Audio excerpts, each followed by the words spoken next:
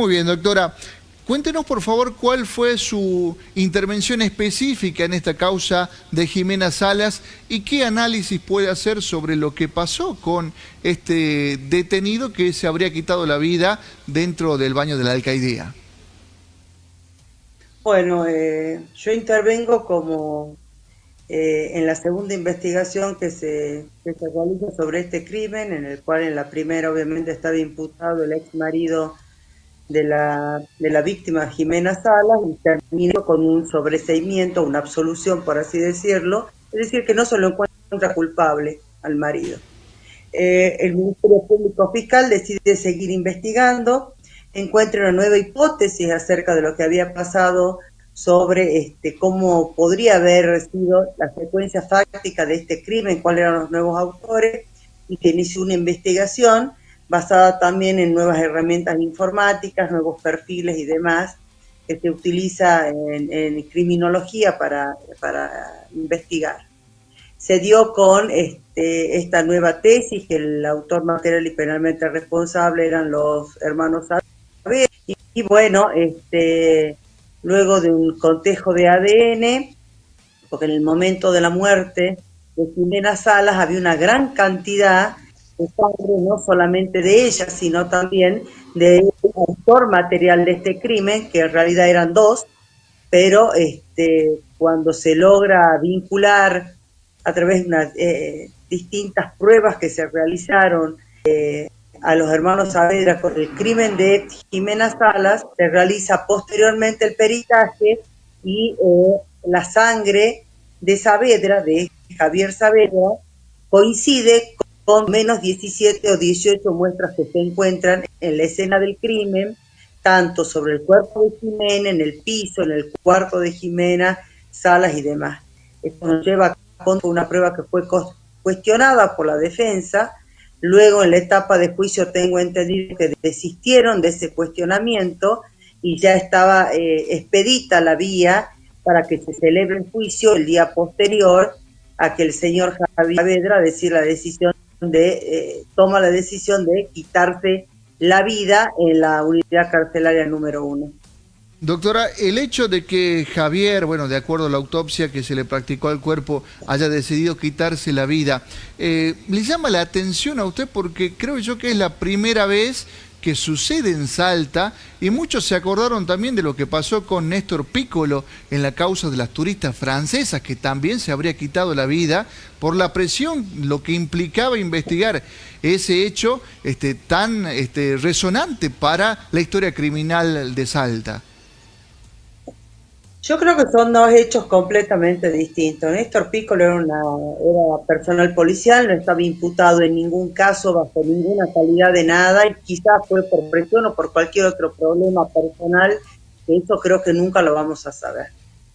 Con respecto a Javier Saavedra, yo dicté el auto de elevación a juicio porque se encontró una prueba fehaciente y objetiva que eran las 14, 15, 16 muestras, ya no me acuerdo, pero eran superiores a 15 muestras de material genético de él consistente en sangre, en toda la escena del crimen directamente donde estaba Jimena Salas, es decir, sobre el cuerpo de Jimena, alrededor de Jimena Salas, en el cuarto y demás.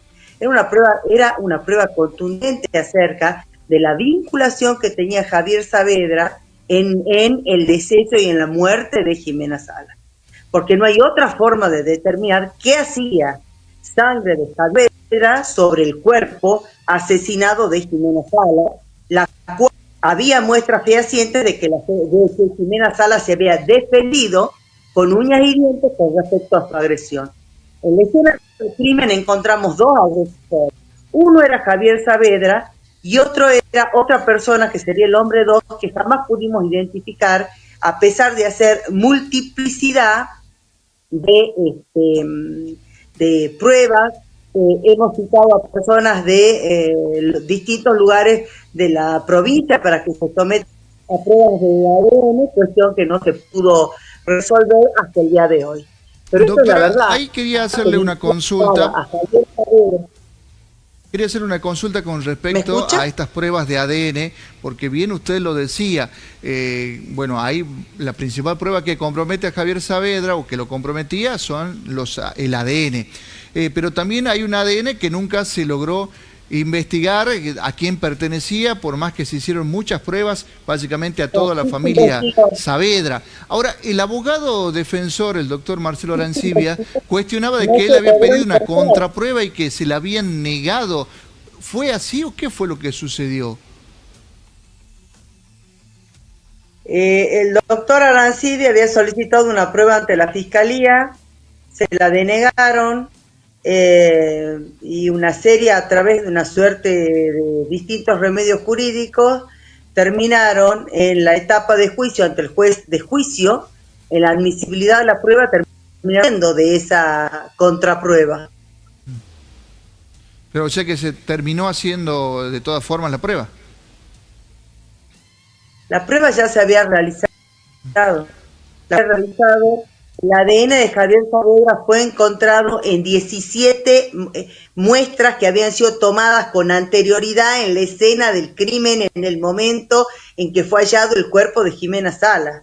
Claro. Cuando se muere Jimena Salas, cuando la se levanta la prueba genética que había, se encuentra sangre de Jimena Salas, porque ella ha defendido en el hecho y murió por apuñalamiento.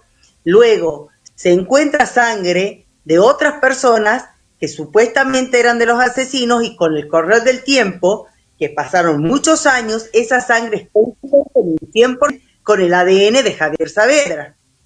Claro, doctor, ahora usted también había dicho en otra entrevista que justamente comparto esta opinión, de que no vamos a saber cuál fue el móvil de este crimen, y es como que la verdad, por más que haya condenados en el juicio, no va a estar completa esa verdad, porque no vamos a conocer por qué la mataron, y es como que queda algo inconcluso, ¿no? Sí, yo creo que va a ser muy difícil que sepamos cuál es la causa de la muerte. Creo que no lo vamos a saber nunca, salvo que alguna de las involucradas o alguien que haya tenido un conocimiento de esto decida declarar, pero ha pasado mucho tiempo, han sido muchas las investigaciones, el Estado provincial, a través del Ministerio Público Fiscal, no ha cesado nunca en investigar este hecho. Con respecto a la reacción de Saavedra, Saavedra ya tuvo una reacción de una impulsividad de ese, si bien yo no soy psicóloga, no soy psiquiatra y demás, a mí lo que me impresionó, que cuando Javier Saavedra era conducido desde donde estaba él, en Santa Victoria Este, y lo traían a Salta Capital, a su audiencia de imputación, él tuvo una reacción que le ha costado la vida a todos, porque era el resultado automático, el resultado fatal que podía haber sucedido. Él venía detrás del chofer, se abalanza con las manos esposadas y lo comienza a ahorcar. El chofer comienza a volantear y la camioneta termina dada vuelta. Esa es una maniobra en la cual una persona que, diríamos, la consecuencia lógica, ese accionar, era que la camioneta volcara. Y en ese volcamiento de la camioneta le podía haber costado la vida a todos los que iban adentro, ¿me entiende? Entonces, no es que Javier Saavedra se sometió mansamente a la justicia y fue y dijo y demás. Javier Saavedra tuvo esa actitud, lo cual fue debidamente imputado por tentativa de homicidio. Si bien él manifestaba que la gente que lo trasladaba, el personal policial, venía de cierta manera como presionándolo, tampoco creo que la reacción lógica es que a través de esa conducta que él tuvo de abalanzamiento sobre la espalda, sujetándole el cuello a esta persona que venía conduciendo la camioneta, lo cual produjo esas maniobras bruscas que conducían necesariamente, vuelvo a repetir, a un volcamiento de la camioneta, de haber muerto todos aplastados. Entonces en ese momento él también arriesgó su vida por este tema, ¿me entiende? Entonces ya hubiera el suicidio, creo que fue la segunda acción en el cual él también vuelca toda su impulsividad y no le interesa cuál fue el resultado. En este caso, él se cortó con un elemento cortante las venas del antebrazo, Pero el Mera también fue un hecho peligroso porque venían a gran velocidad, la camioneta venía cargada. El hecho era que vuelquen, que tuvieran con un desenlace incierto. Pero por las características del hecho, el desenlace seguramente podría haber terminado en la muerte de todos los que conducían la camioneta con él mismo adentro, ¿me entiendes? Bien, doctora, por último, de acuerdo a su opinión, el hecho de que Javier Saavedra se haya quitado la vida, ¿lo vuelve más fácil o más difícil ahora el juicio? Yo creo que el principal imputado por las pruebas que ya manifesté que se encontraban en el expediente, lo cual me persuadieron completamente y me convencieron de que se debería elevar a juicio en calidad de autor, no está. Por lo tanto, ver cómo replantea la fiscalía secuencia fáctica y demás, cómo cita y demuestra en los hechos y en el derecho participación de los otros dos hermanos en el crimen de Jimena Sala en forma Va a activa. estar difícil entonces demostrar la participación con pruebas fehacientes contra los otros dos hermanos. Las pruebas fehacientes están en el sentido que se los sitúe en determinados lugares y demás. Vamos a ver, porque esta parte yo no la vi, qué nuevas pruebas podría haber presentado en la etapa de juicio ya. Quizás tengan nuevas pruebas y demás, determina el título con respecto a la participación que tuvieron los dos hermanos y Javier Saavedra en el crimen de Jimena Sala. Muy bien, doctora, muchísimas gracias como siempre, ha sido muy amable. Primero yo les quiero... El tema Sí. es que quizás la gente, esa desconfianza que tiene en la justicia, muchas veces con causa, otras no, nos debemos preguntar cuál sería el motivo por el cual alguien hubiera querido, fuera de Javier Saavedra, acabar con su vida, ¿a quién beneficiaría esto? Y yo no lo encuentro. Yo creo que era una persona completamente impulsiva, que sabía que su participación estaba casi probada, y él decidió con su vida de esa manera. Él no fue objeto ni de apremios, ni de ningún acto en contra de su persona y demás, porque jamás lo denunció. La causa de él la tenía un juez de detenidos que estuvo cumpliendo funciones en Tartagal, que es el doctor Quintero, es muy severo y es muy celoso en el cumplimiento de sus funciones. Javier Saavedra decidió no someterse a la verdad que ya estaba cantada y decidió terminar su vida. Y no hay Algunos, ni doctora, lo vinculan, algunos lo vinculan, porque esto lo he escuchado, obviamente no está en el expediente, pero es algo que ha pasado. Tal vez vincularían que puede beneficiar esto al no saber el móvil, y muchos hablaban y recordaban de la persona que fue imputada por encubrimiento en su momento. Me estoy refiriendo a alguien que ya ha sido juzgado. Obviamente para la ley no puede ser juzgado dos veces, pero me refiero al viudo, a Nicolás Cajal. ¿Algo podría relacionarse o tiene algo que ver con todo esto que ha pasado? no hay ningún elemento de la causa que indique que Cajal haya tenido ningún grado de participación en el crimen de su esposa. Por eso yo digo, muchas veces hay ciertos rumores que se usan y hacen daño, le hacen daño a la familia, le hacen mucho daño y le hacen mucho daño a la sociedad, porque son rumores en el cual la persona que los crea no aporta ninguna prueba fehaciente para determinar que un rumor a una realidad. Queda instalada ese rumor en la conciencia colectiva como verdad. Es como que no hay ninguna prueba que determine que este señor haya tenido una participación activa. Se sometió a juicio y fue absuelto. Lo que sí encontramos en la escena del crimen es que Javier Saavedra estuvo presente en el momento en que Jimena Salas murió. Y Javier Saavedra no supo explicar por qué estuvo ahí. Entonces se lo vinculó y aparte por el tema de las heridas y tiene una relación directa en el asesinato de Jimena Salas. Si hay persona que sabe cuál fue el móvil y demás, que vaya, que aporte las pruebas y seamos serios, porque lo único que crea es terror popular, es rumor popular, que termina una persona sindicada de algo en que nadie aportó ninguna prueba fehaciente y no pasa de ser una habladuría o un rumor, beneficia absolutamente a nadie. Ni nos Claro, beneficia doctora, como sociedad, ni pero bueno, yo beneficia a creo la que sociedad. más allá del rumor también, lo que refuerza tal vez ese rumor, es de que, bueno, el mismo procurador y la misma unidad fiscal en su momento tiene que haber encontrado pruebas para imputarlo y llevarlo a juicio. Después, bueno, se resolvió lo siguiente porque no hubo el beneficio de la duda y después no continuaron con esto. Pero, a ver, la misma justicia, por el lado del Ministerio Público Fiscal, encontró elementos que le hicieron dudar por lo menos de que hubo un presunto encubrimiento que después, bueno, se descartó. Bueno, lo que pasa que hasta que no nos concienticemos del rol que cada uno tiene dentro de los procesos es, el Ministerio Público Fiscal es igual que un demandante. Yo a usted lo puedo dar de lo que a mí se me dé la gana. La cosa es que después vaya a juicio y el juez, quien la palabra, por más que a muchos le moleste, es quien decide quién tiene la razón.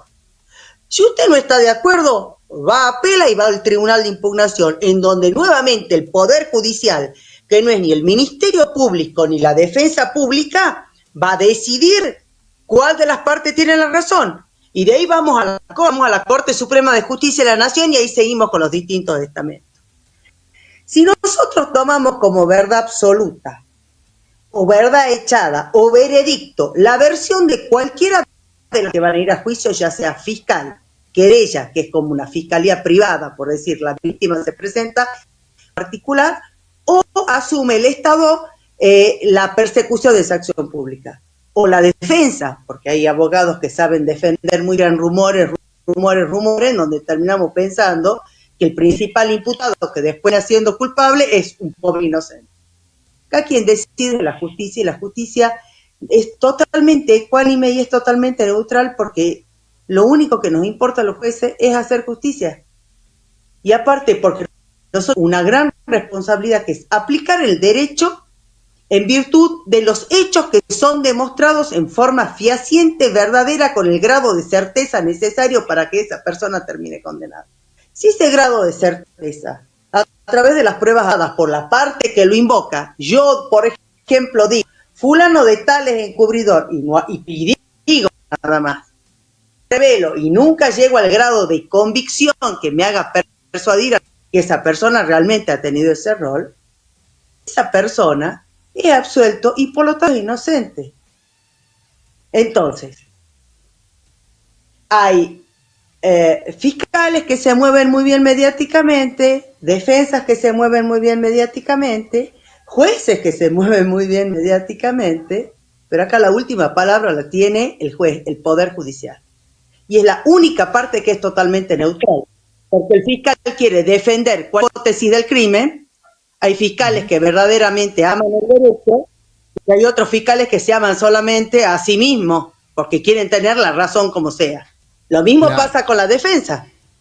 Hay abogados defensores que tienen un ego enorme, no pueden perder nunca, y que comienzan con elucubraciones y fantasías, que uno va al expediente y dice, no sé de dónde salió. Es decir, acá el juez es el único que dicta la sentencia y va a ser el único que va a ser sometido a un juicio político si él dicta una sentencia que no es ajustada a las pruebas que han producido las pruebas en las partes. Entonces, muchas veces hay un montón de delitos que por la magnitud, que por la violencia, que por los distintos ribetes, se mediatizan de una forma brutal y es según la cintura que cada una de las partes tenga para manejarse en los medios, la seguridad y distintas otras cuestiones, a veces los juicios comienzan, las personas terminan siendo condenadas o absueltas por la opinión pública sin someten todavía a la justicia. Eso lo hemos visto muchas veces. Entonces, se culpa a la justicia de que absuelve o que condena, de que absuelve a culpable o condena a inocentes. Sabiendo que la justicia es la única que no tiene que ganar ni que perder. Claro. Tiene que aplicar el derecho en base a lo que las partes han pagado. Nada más. Muy bien, Bueno, doctora, muchísimas gracias. Ha sido muy amable como siempre, doctora. Que tenga buenas noches. Bueno, que vayan. Me alegro mucho que estés ahí. Un beso grande a todos los de Tartaruga y a visitarlo. Gracias, doctora, ¿Mm? le esperamos, hasta luego.